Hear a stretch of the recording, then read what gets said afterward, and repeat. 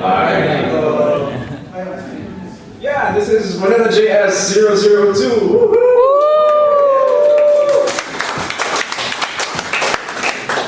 Alright, I want to thank you all for coming here, and we didn't even think people would come, and people did come, so that's wonderful. Oh, there's Buddy right there. Buddy! Yeah. Buddy! Buddy giving away cash? No, yeah. All right. So, as you guys know, we have a guest. Not sure if you know him, but I'm just kidding. All right. So, all right, we have a guest, and he's come all the way from New York, and he's here to talk about, well, all the things that a lot of people here, I'm sure, use and love. If you guys are making web apps, I know a lot of you are. And I hear a lot of people in the forums asking about BackBone.js, so I thought it would be nice to, well, get Mr. BackBone.js over here. So, by the way, also did CoffeeScript. You guys are familiar. Woo! JS to copy. Yeah, some people are not allowed to bash it. No, I'm just kidding. Still bashing tonight. No. All right, so BackBone.js _ CoffeeScript, and pretty much a lot of one of the most celebrated contributors to open source, I think, in the last years.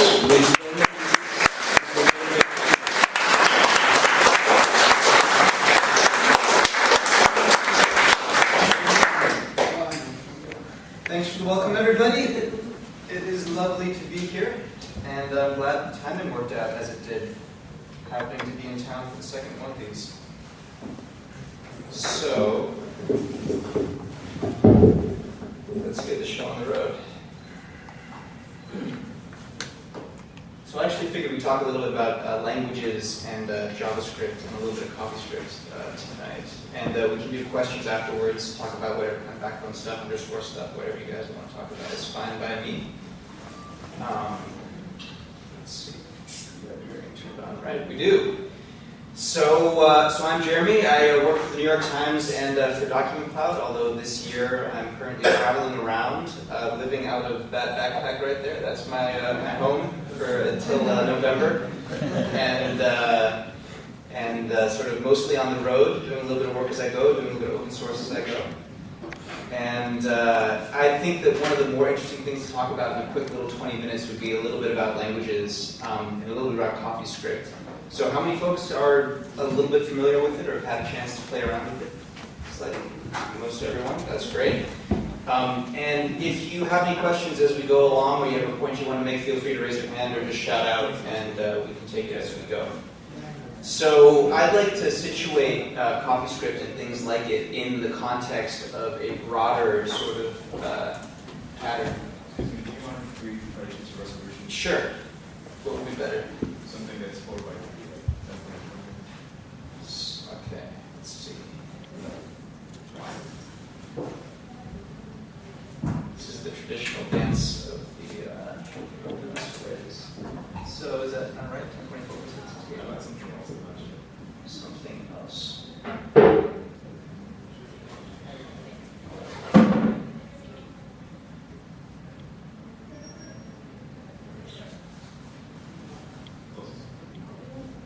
Then let's see what happens when we play. Alright, here we go. Alright, so within a broader context of symbiotic languages and these kinds of new types of languages that are starting to emerge that maybe we haven't seen so much of before. So I think they used to be rare, but in the past 5 or 10 years, they've become a little bit more common than they have in the past. And so by a symbiotic language, I mean a language that compiles into another language's bytecode or another language's source code, or runs on a different VM, a VM that already exists in an existing language. So historically, of course, most languages, or most major languages, have had their own runtimes, and they've had their own semantics, and there's some notable exceptions, like C++, right?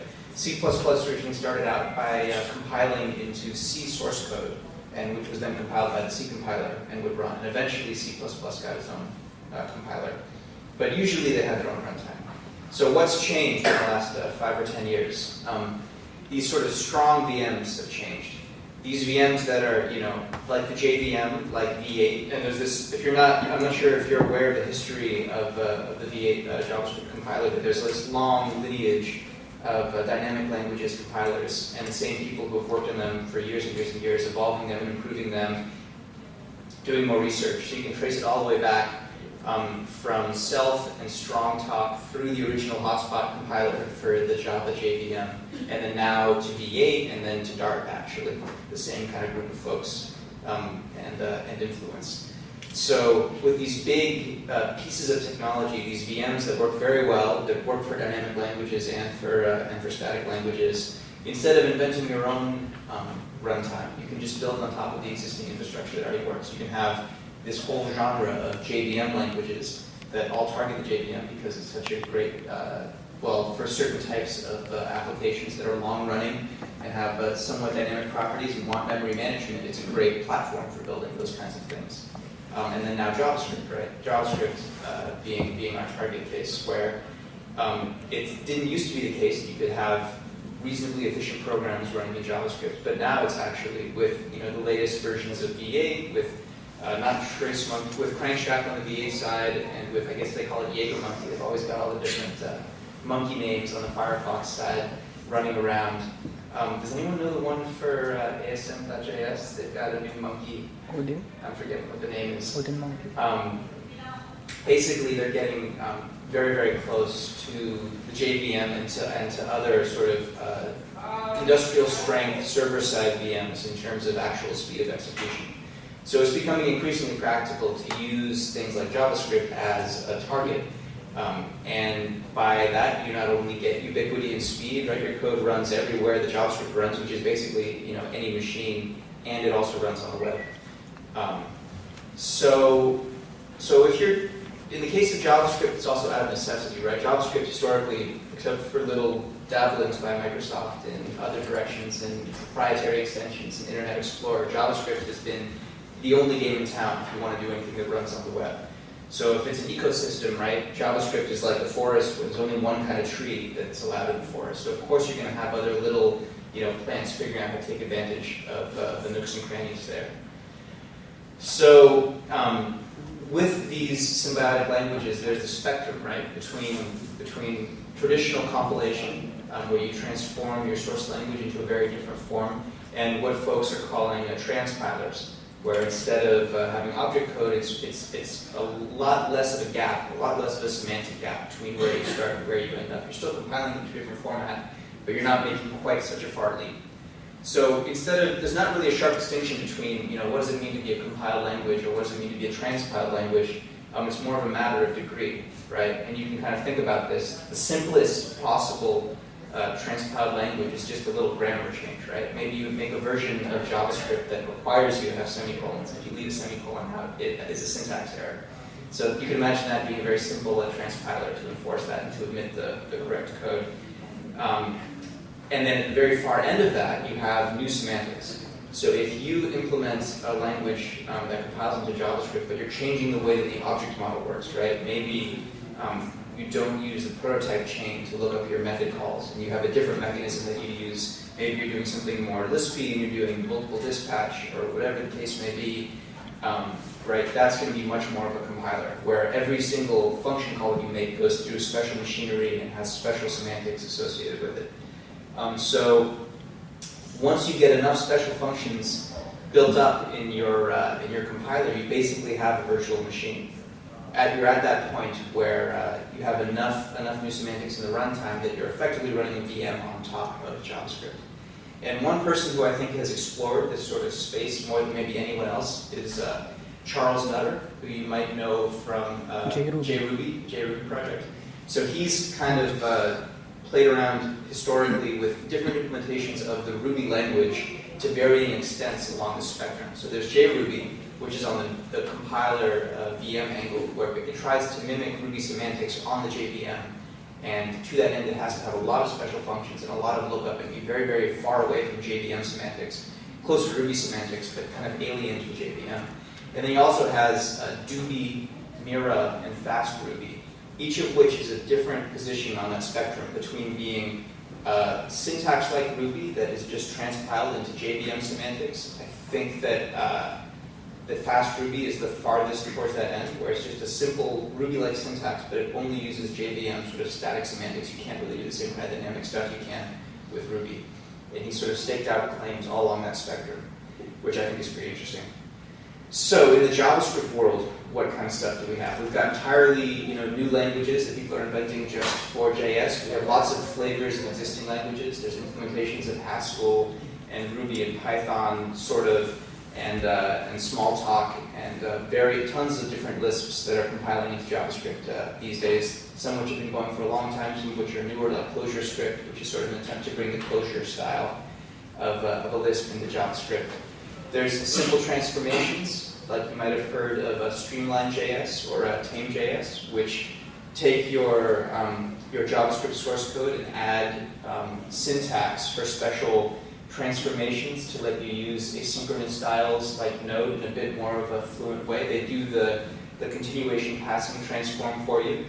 And what that means is, say you have your basic Node.js function with a callback, they can take that callback and inline it for you and figure out how the remainder of your program needs to fit inside of that callback and do that transformation automatically.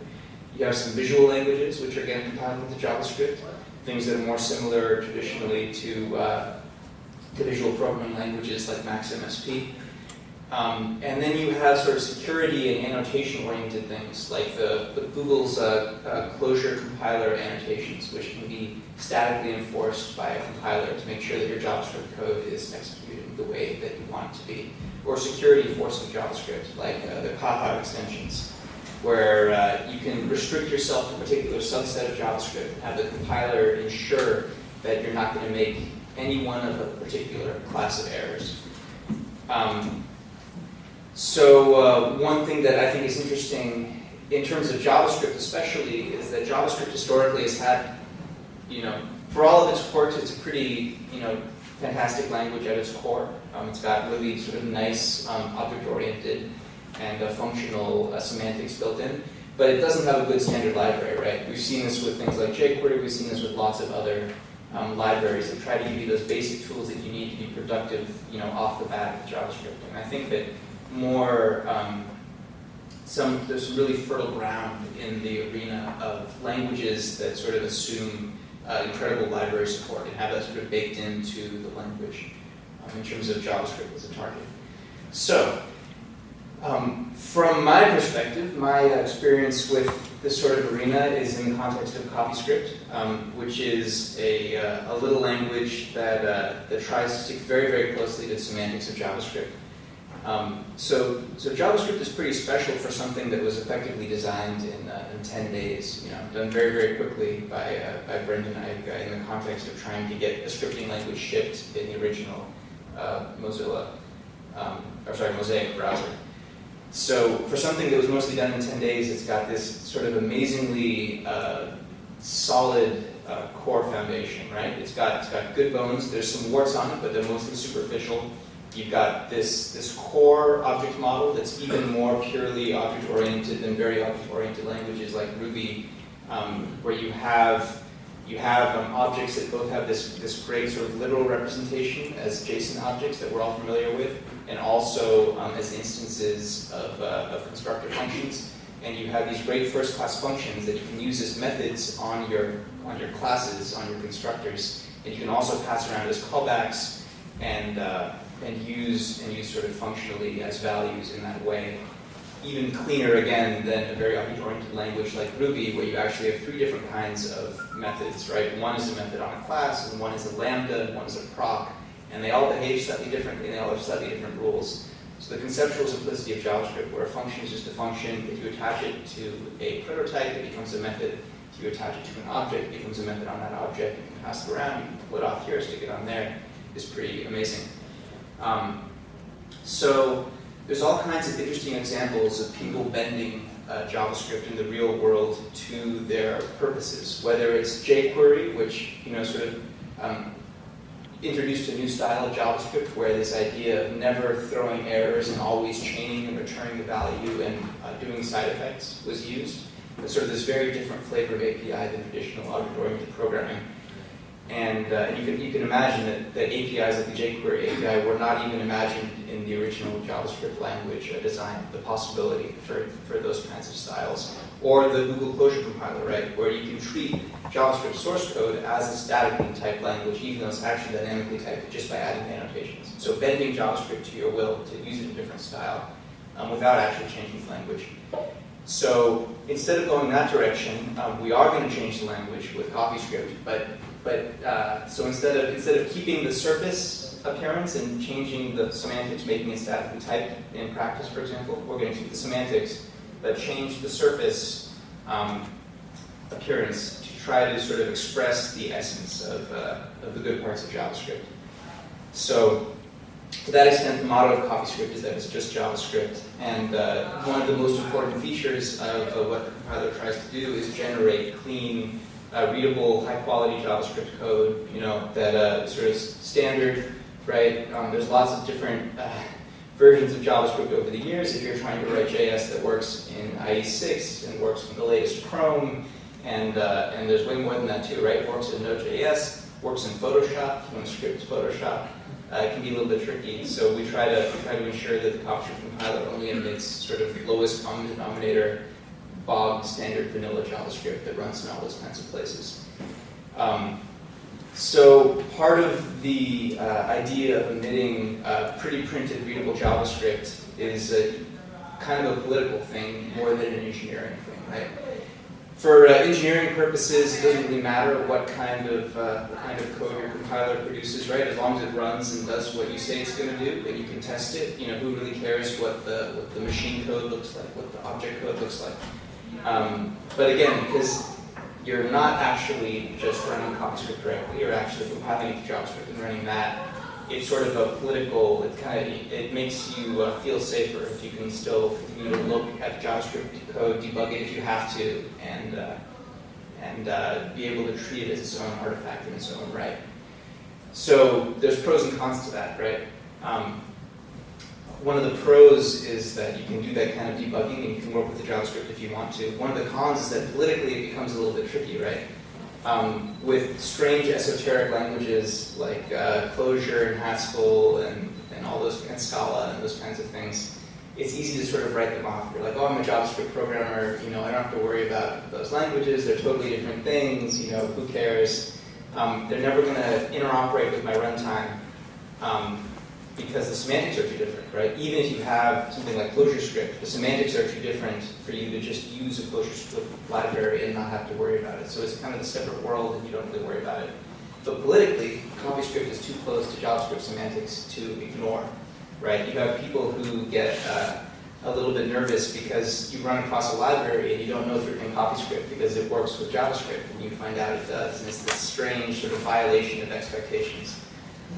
Where the closeness of the semantics makes it too interoperable to be acceptable politically. So I think that's an interesting point, and something that's worth exploring in other VMs as well, like Java probably.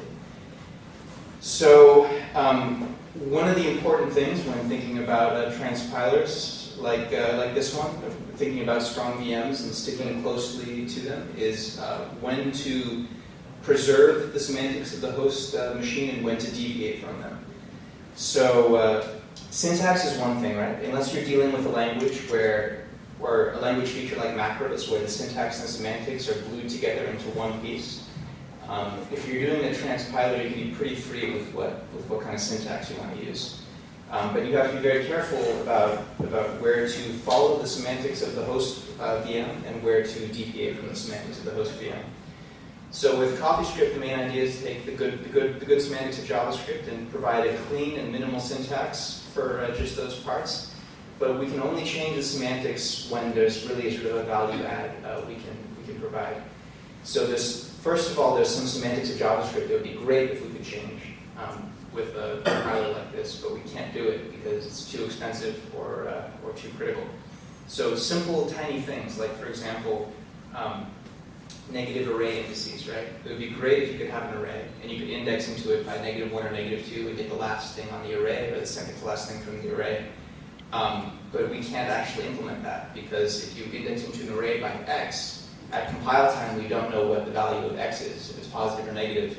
And if we inserted a check for that every time you indexed into an array, that would be sort of prohibitively expensive, right? It's getting too far away from JavaScript to have that extra check to determine whether or not subtract that amount from the length of the array every single time you do it.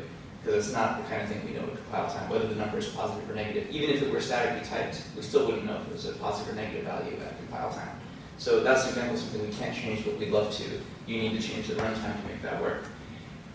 And also, for example, like the number type, right? In JavaScript, you just have doubles, floating point numbers. You don't have integers, and so you can't do precise math. And that's not the kind of thing that you can change without changing the runtime. But there are some things we can change. So I'm going to demo a couple of them, I believe. Let's pop on over. Turn on mirroring. Which I think I do. There we go. And is that big enough? It looks pretty big. Alright, so basic semantics, right? So CoffeeScript, if you haven't seen it before, it looks like most of you have, is a pretty simple syntax. It just uses a white space. So the indentation of your code is the block structure. Here we've got an if statement, just like your JavaScript if statement, and it compiles to what you expect it to compile to in JavaScript there. Part of the single most important semantic change that CoffeeScript makes to JavaScript is everything's an expression. So in JavaScript you have statements and you have expressions, right? And an expression can be used as a value, and it can be passed into a function, it can be assigned to a variable, it can be returned. And a statement you can't do that with, right? A statement is just sort of, it operates as the side effect, and you can do computations inside of it, but you can't use it as a larger piece of a whole. You can't use it as a value. So CoffeeScript makes a transformation, so everything that's a statement in JavaScript becomes an expression, including an if-else. So here I have if 1, print 2, else print 3, but I could also say print if 1, 2, else 3. So now I'm printing the value of the if statement, and if I compile that, it's going to do just the basic transformation of the ternary for me in this case, right? It turns it into a ternary expression, which is the expression form of an if-else. But there's other more complicated things. Like this, like a try-catch, right?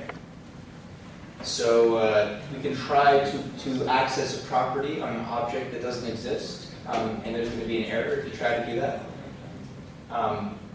So let's do result equals, and we'll assign the result of that try-catch block, either the value of the property if it exists or the error if it doesn't exist, to result, and then we'll log console.log. The error is, and we'll stick in result. So if we run this program, we get the error is reference error, missing is not defined. So just using that try-catch as a value because it's an expression. So how does that work? Well, this is what the compilation is, right? It's wrapping the expression in a closure, and it's pushing down that return to each branch of the try-catch for you. So this is kind of a cool thing, right? This is an example of taking something into statements and changing the semantics in sort of this kind of hopefully unobtrusive way, where we're converting that statement into an expression and then using it as a value. And that works for other things like loops, right? So a loop is a statement in JavaScript.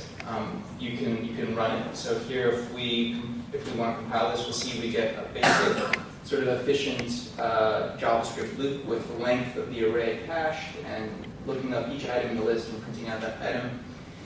But we could also say print item for item in list, right? So now we're going to print out basically item for item in list is going to be the value of that loop, each item in the list basically, which is just a copy of it. So let's do something much like print transform item for item in list. And if we compile this, we'll see we'll get the same kind of compilation where the loop becomes the value, and in this case it's pretty ugly because you've got to wrap the value in a closure. You've got to make a results array, iterate through every item in the list, and build up the results of transforming, results.push, the transformation of the item, and then return that back out. But you get to treat that loop as a value if you want to. So that's kind of fun. The next semantic change, besides every taken expression, is classes, right? So we know that JavaScript has nice, or depending on the class, it's got a prototypal inheritance which can be pleasant or painful to work with, depending on what you're doing with it. But basically, despite all of the rhetoric throwing, the way the prototypes are used in prototypal languages, basically across the board, but especially in JavaScript, is basically classical, right? So even though you have this prototype thing that your object is pointing at, you are using that constructor function plus prototype as a class object, right? And this is true even in the standard library of the language. So things like string, function, regex with capital, right? These values that you make new regex. You don't really do new regex, new string, new array, but those are built into the language, right? String, regex, function, array, those are all classes. You're making instances of those classes, and those classes have methods on them, even though the implementation is through a prototype. So CoffeeScript just gives you that class keyword, which basically class is a combination of constructor function plus prototypal list of properties together is the class object that you can use. So the basic compilation for an MD class is just a named function, right? So the class is a value. It's a function with a name, so you get nice names for your instances of, in this case, pirate if you're debugging.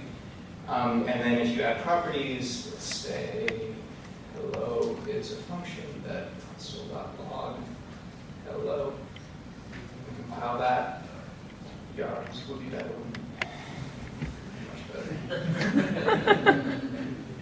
We'll get our class object, that constructor function, plus the prototypal property for every property we add to the pirate. So nothing fancy there, but let's get a little bit fancier here. So now pirate has a function called loop, which says give me the gold. And the cool thing that we can do with this class syntax is we can make it sort of executable. So this is an idea originally from Ruby as well, actually, where the body of the class is just executable code, adding methods to it. So, but we can do this in JavaScript too, right? So now, we already just compiled this basically in the other page, but you've got your basic prototype here. But here we've got a pirate with if-else as the main body of it, and it's defining different functions depending. You can imagine in a more realistic example this being if debug equals true, define the method this way, otherwise define the method that way. So it's a nice little semantic tweak here, where if you compile this, you'll get, I'm not sure what you expect, but hopefully what you expect, right? You have your pirate function, and then you have your if-else, and it's defining different methods on the class depending on what the value of the condition is. And the other cool thing about having first class bodies in your classes is you can do stuff like this. So here, although I realize I can't see it as well, you can use a wrapped function.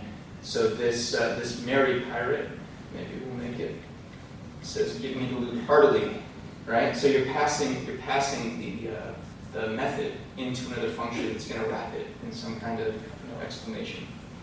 And that just compiles as you expect to. So the loop property is now defined as the value of that heartily, returning the init function. So it's kind of nice to have classes be executable.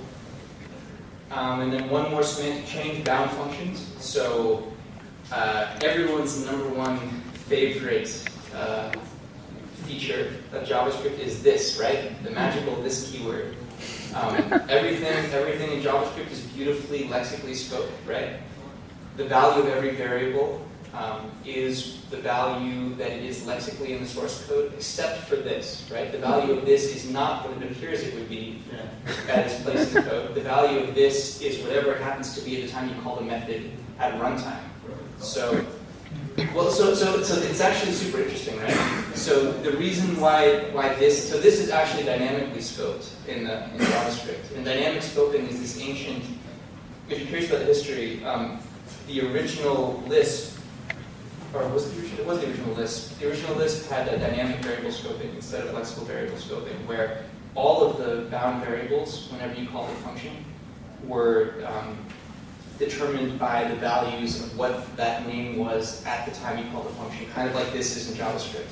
And so the great Lisp versus Scheme split happened because Scheme said, that's crazy, lexical scoping is way easier to use, and that was the division. And Scheme was right, of course. So basically every dynamic language since there has used lexical scoping to tell you what the value of the variable is, right? If A is assigned to 5 outside the function, then you reference it inside the function, that's going to be the identity of A instead of whatever it happened to be from wherever you call the function somewhere else in the code base. The reason why JavaScript can't do this is because of the way the prototype machinery is set up, right? So the reason why this has to be dynamic in current JavaScript is because when you define a prototype, when you say pirate.prototype.loop equals function, the value of this at the point you define the prototype lexically is not going to be the instance of the pirate, right? Because the instance of the pirate doesn't exist until you make a new pirate, until you call that constructor function. So that's why the value of this has to be dynamic. But it's painful in every other situation, right? Unless you're making new instances of that class and using prototypes, otherwise, in any other situation, this is probably going to be the wrong thing. You'd want it to be the lexical value. So that's this interesting thing. So CoffeeScript just lets you distinguish between the two. Here we've got a class. I guess you can't really see the whole thing. Your basic jQuery callback. So we've got a book class. When you save it, it makes an AJAX request to a URL property on the book, saving the book's data. And then when you get the response back, there's a little arrow over there. So maybe just shrink it down. When you get the response back, you merge the data with the response data, and this will break, right? And we know why this will break, because in JavaScript, maybe a little bit more clearly, this .data is not this .data, right? This .data is something undefined. So CoffeeScript just helps you out with a little fat arrow. So instead of the skinny arrow, you've got a fat arrow right here, which means lexical this. So inside of a regular arrow functions, regular JavaScript, this semantics, inside of a fat arrow function, the value of this inside is the same as the value of this outside, like any other variable. And the way that it compiles is by just doing the basic trick of saving a reference to what it was, and then using that reference for all of the references to this on the inside. So your basic bar self equals this, or however you tend to do it. But a nice little semantic tweak, right? So I can say I want dynamic this, or I want lexical this, and go to town from there. So those are some of the fun semantic changes that we can do, and that I think that we need to help, with some common patterns in JavaScript use. Let's turn off.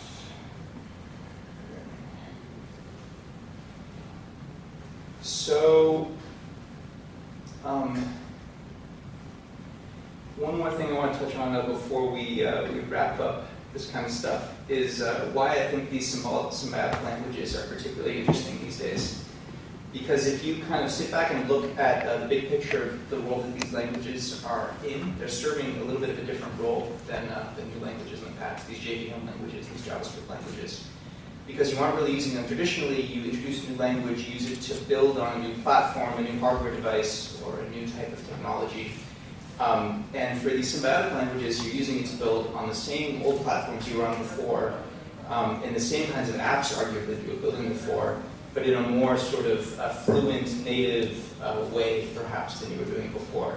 Basically, a better interface to the kind of code writing you were already trying to do. And I think this is interesting because code is fundamentally a little bit of a strange artifact, right? Code is a type of writing that you're writing for two different audiences to read. You're writing it for the machine to execute it, and you're writing it for the reader of the code to understand, the programmer to understand. And this is kind of a simple, obvious point, but it's different than most types of writing. Most types of writing, you don't have two different readers of the text as different as the computer and the programmer are. And it's kind of the fundamental nature of that split is part of the reason of why we write software the way that we do.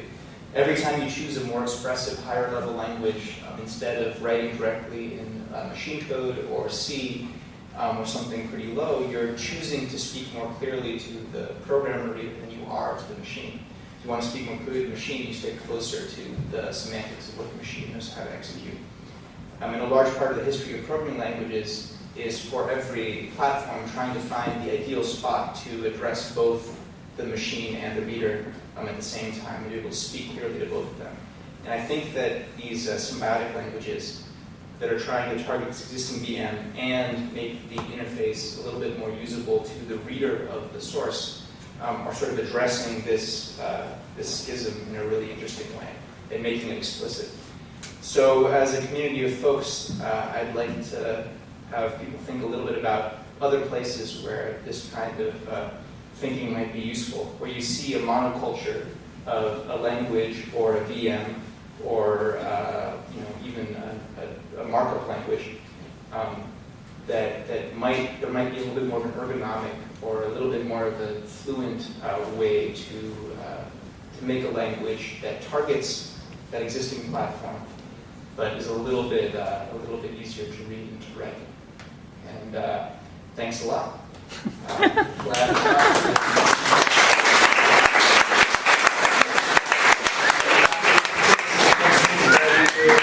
Stuff, CoffeeScript, BackBone, whatever.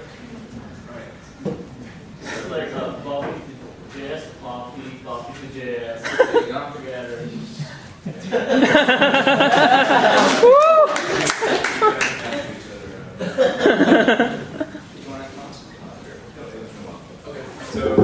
So okay, so here's what's going to happen. Some of you got the email that had a link where you could send in your questions, and I got a few questions. And I'm sure some of you have your own questions right now, and here's how we're going to do it. I'm going to say a question from, the submitted questions, and after that, you guys are free to ask your own questions, and then we alternate. Would that be cool? Yeah. All right. So, okay, I'll start off with the first question. And this one's from the Facebook group, actually. And I think this question's actually kind of been answered by this talk, but essentially, CoffeeScript is sort of a syntax on top of JavaScript. It's kind of the same thing, except it has a different syntax. So, how would you convince someone to try CoffeeScript when it's just syntax? Or what other benefits are there aside from a new syntax? All right. I mean, I think that probably was answered a little bit, right? I mean, everything is just syntax in the extreme, right? C is just syntax for assembly, and JavaScript is just syntax for this really complicated long string of bytecode that becomes the what actually ends up getting executed in the V8 runtime or whatever. So CoffeeScript is very, very slight. But I think I'd point to those semantic benefits, right? So you program differently when everything's an expression. You program differently when you don't have to worry about the value of this that much. When you have really easy classes that you can use, you kind of, it makes it easier, hopefully, for folks to. Actually, one thing that people say when they're trying to get into JavaScript is that, and with CoffeeScript, is that it makes it easier to do functional programming, because function is not so painful to use left and right. You can just sort of bang out functions really, really quickly and go with it that way. And then one fun thing that I didn't mention that I'm very excited about, that you guys might have heard of or might not have heard of, is there's a new, it's not really a new syntax, but it is kind of a new syntax for CoffeeScript in the latest version called literate CoffeeScript, which is basically just an inversion of the standard your code being primary and your comments being called out with little hash marks for your commentary.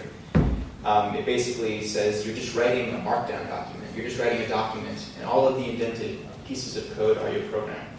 So that's basically all there is to it. But now the CoffeeScript compiler can compile JavaScript and directly execute basically documents that describe what your code is doing. So that's been kind of a fun way, at least for me recently, to do some programming. Okay, thanks. Does anyone have any questions? Come on. Well, okay, if you guys could tweet your questions if you don't want to come up with suggestions. Come on. Okay, sir. How did you choose the syntax? Why did you choose? It kind of looks Ruby-ish from my point of view. Right. Why that as opposed to say Pythonish?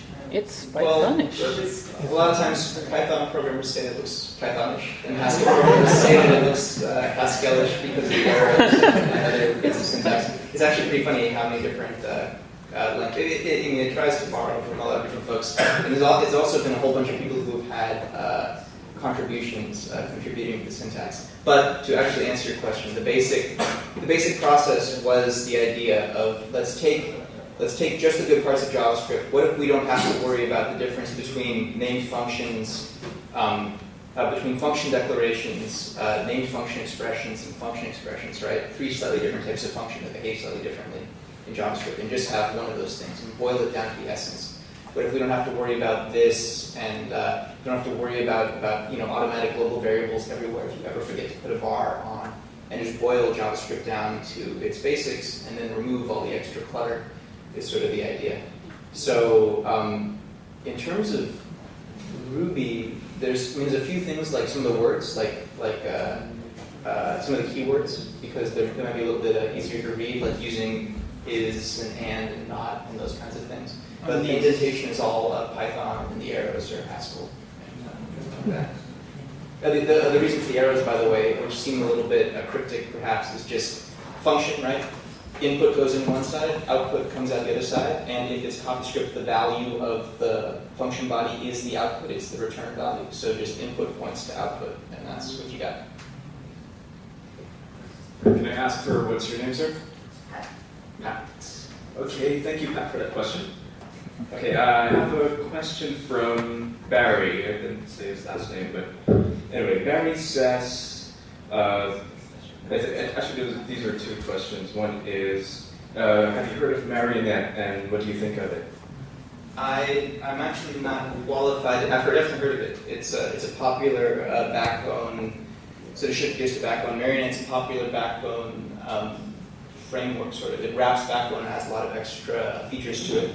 I haven't actually used it or looked at it in great depth, so I don't think I can comment. Well, all right. The second part of this question is it advisable to use boilerplate frameworks, I suppose, for backbone? Exactly like Marionette, and I'm sure there are others just like it. Do you think it's advisable to explore these libraries?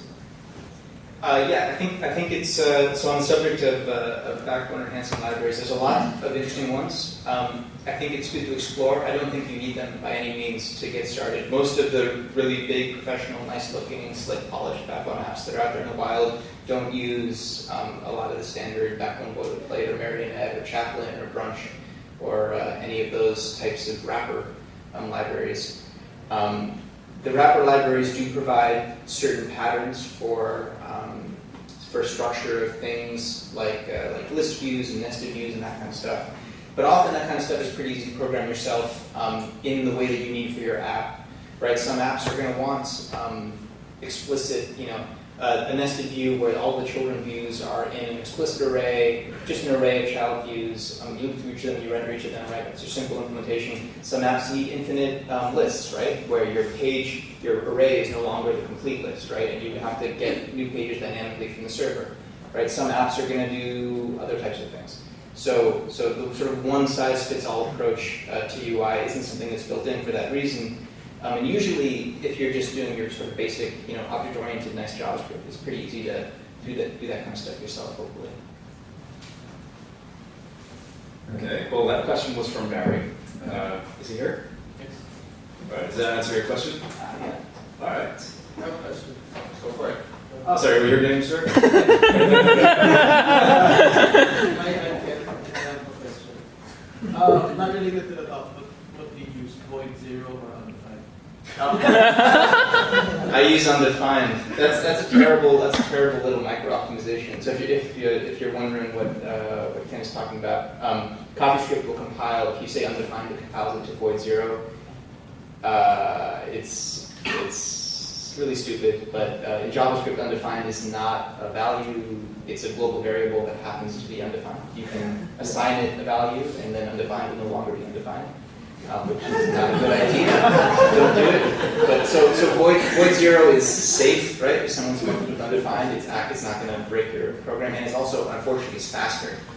every time you reference undefined, it does that global variable lookup to make sure that no one's changed it. So void 0 is just an immediate value, and it's a little bit, it's just really a silly thing. We probably shouldn't do it, but it is slightly faster and slightly safer. Okay. I have a question from John. Actually, John has a couple of questions, so if you don't mind, I'll just condense this. Is this John in the room? No. Maybe not, but anyway, let's John ask who? the question anyway. What do you think is the future of JavaScript in the mobile space? He mentions things like Titanium, Accelerator. So what do you think is next for JavaScript in the mobile space? I don't know if I can answer that because I haven't really done that much mobile work. But yeah, people have done. I can't say that I've seen people do some fun projects with the Backbone and Titanium in particular. But these days, I don't really know. Right? There's still the whole debate about everyone ditching HTML because it's too slow on their phones and switching to native apps. And from my perspective, actually, at the New York Times, it's been this sort of terrible sort of back and forth where we originally went really, at first we really went really far into the native approach, right? Soon after the iPhone and the iPad came out, and then after much pain with App Store updates and things like not being able to cover the Iowa caucuses in the way that we wanted to because we couldn't get the update through Apple over the Christmas holiday in time for the beginning of January is kind of a big problem when you're trying to be a news organization. The Iowa caucuses aren't going to wait for you to get your app approved, right? So now there's much more of an interest in using JavaScript and HTML so that you have control over how your app behaves at the time when you need to ship something new. Okay, well, sorry John, you couldn't hear that, but I'll tweet those. And Jason has a question? Yeah, it's like continuous. How about the future of JavaScript itself? That's a great question. I am a little bit of an inherent pessimist for whatever reason. I think that we've been for years and years and years and years and years we've been promised better JavaScript. The fact of life is for that most of us, we still work with IE8, which still doesn't have an array.index of. You still cannot find out if an element is in an array or not without writing a for loop to check every item in the array. Like that's still not there. We can't rely on it. We have to use a library to give that to us. And so we're almost past that point now, maybe. But for me, basically, in effect, the kind of JavaScript you can rely on hasn't changed, in the last 10 years, basically. So I think I'm probably more pessimistic about it than most people. I say, let's make the best of what we have. Let's target, ES3 and do what we can do in the realm of things that perform acceptably in IE7 and IE8. So that's actually one of the reasons why CoffeeScript is so close to JavaScript, because it needs to be able to emit code that will run fast in IE7 and IE8. And if you do stuff with different object models and adding that native array index with the access every time, that's just too expensive. Not necessarily in Chrome and V8, but definitely in IE7 and IE8, it's too slow.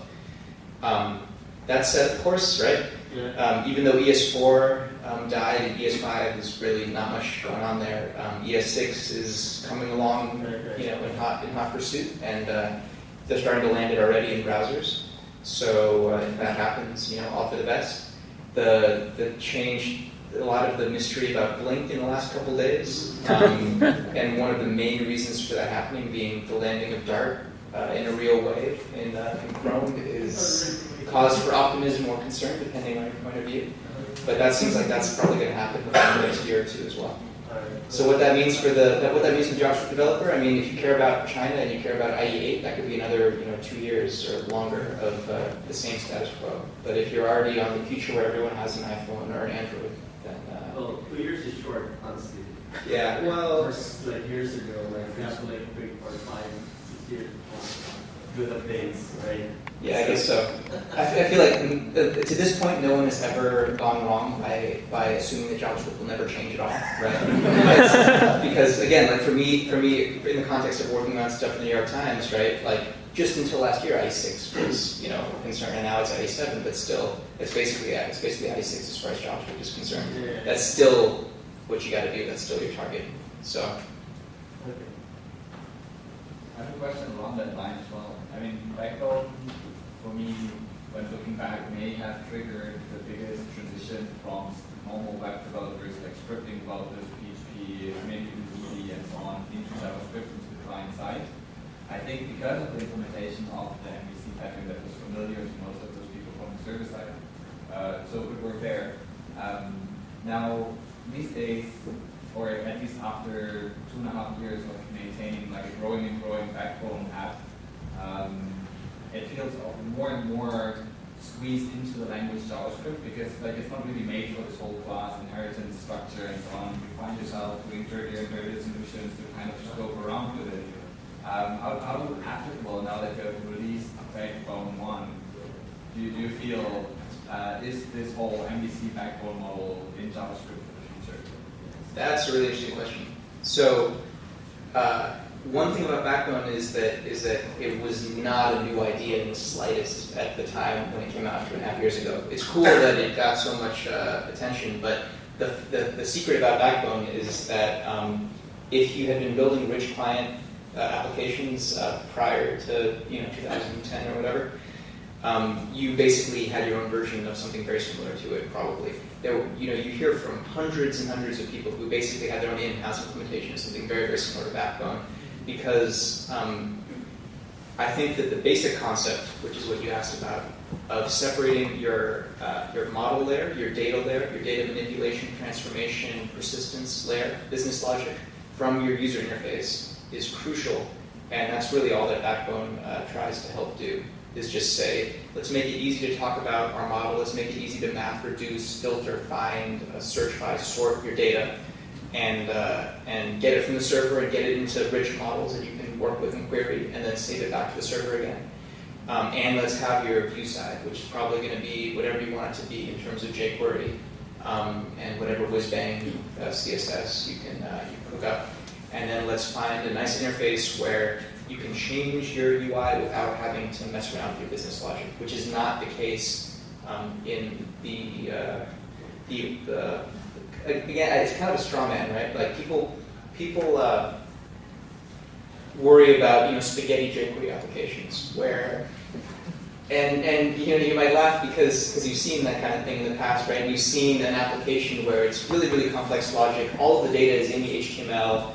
And whenever you want to look up the value of what the price of the thing is, and who your friends are, and what their first names are, and if you're sharing it with 5 of them, you look in the HTML to get out their IDs, and then you AJAX that to the server to okay it, and you stick it back in the HTML.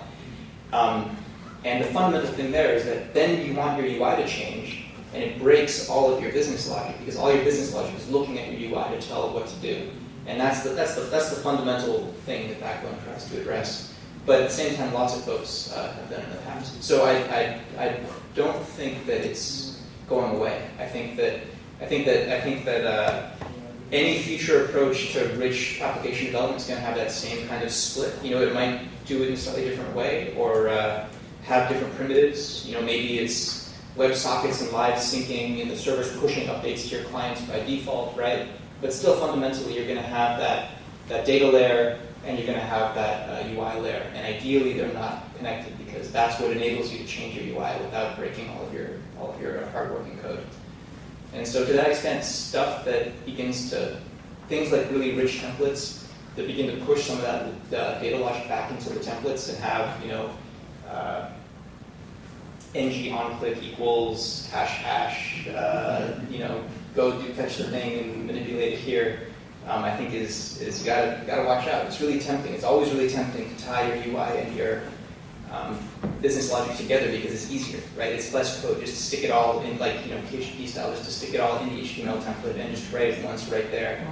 But then you can't change your UI, and that's where you get stuck. All right, I just want to take a little moment to introduce the person who just asked that question. Some of you might know him. This is Mr. Thomas Horson. And he organized JS Camp Asia from last year in Singapore. And I was there, even that I see one hand. Cuts. Richard. Right. Jason.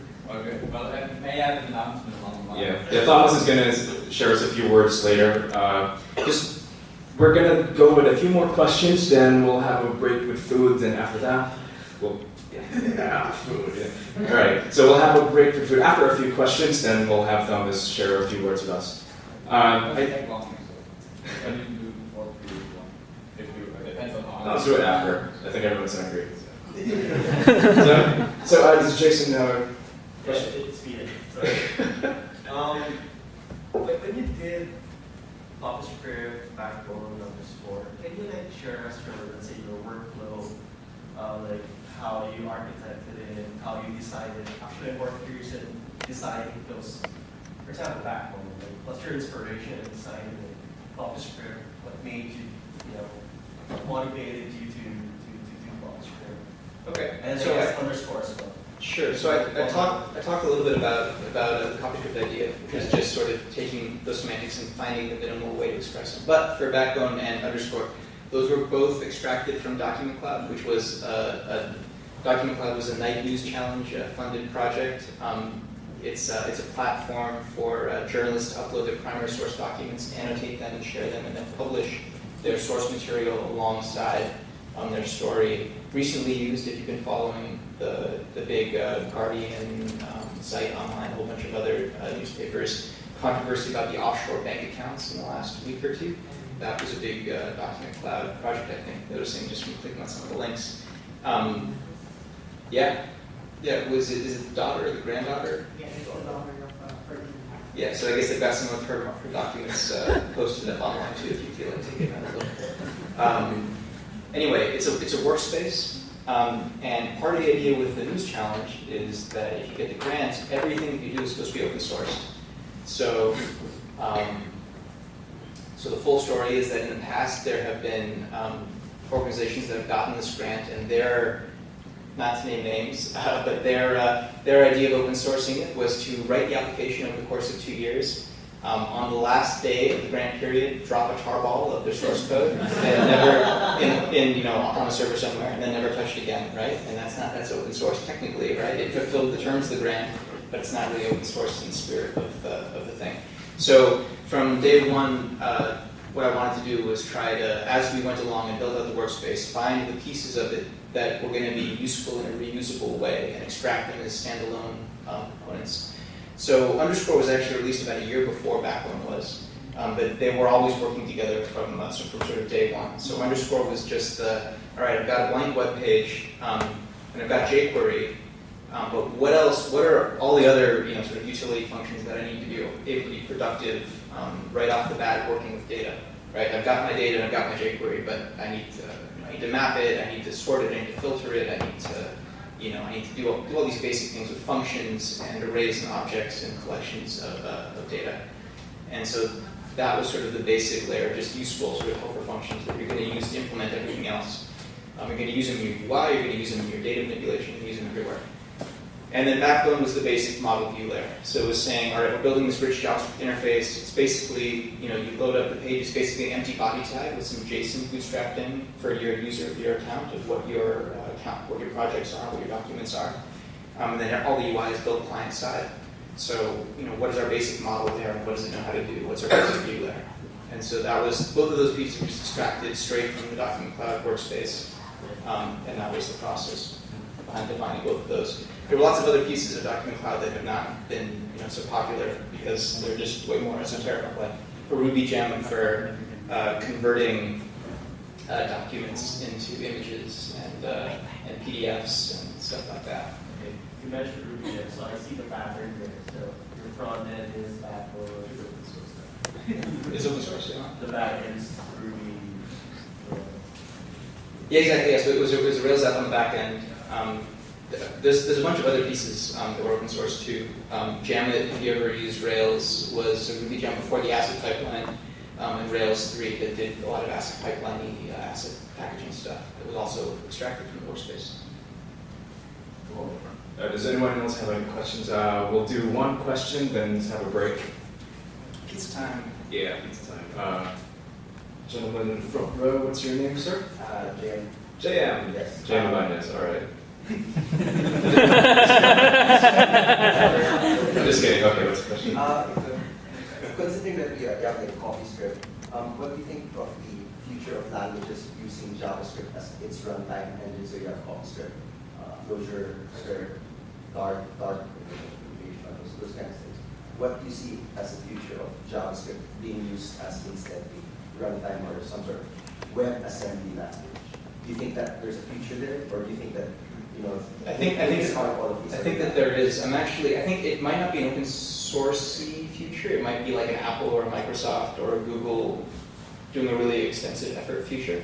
But I think there's always been a huge opportunity, and you see this in a lot of the interest in the past about things like Cappuccino for doing sort of Cocoa style UIs on the web, and these days with Meteor for sort of this end-to-end experience of basically treating JavaScript as a compile target, treating HTML as a compile target, CSS as a compile target, and creating a cohesive language that just has those as object code basically, and gives you a way richer semantics for working with your web application. Just off the top of my head, one interesting example from today or yesterday was an article that I saw posted around about how media queries are badly designed. Yeah, right. But then it makes a lot of sense, right? I mean, you read it and you're like, of course, that's right. Like that's a really good example of the specification being way more awkward than it could be. And this is true for a lot of things of CSS, right? CSS isn't a full programming language. You don't have variables. You don't have dynamic runtime stuff where it would be nice to have the full expressive capabilities of programming language to change your styles dynamically. And we do it with JavaScript and dynamic styles, but imagine how much nicer that would be if it were unified in a cohesive way.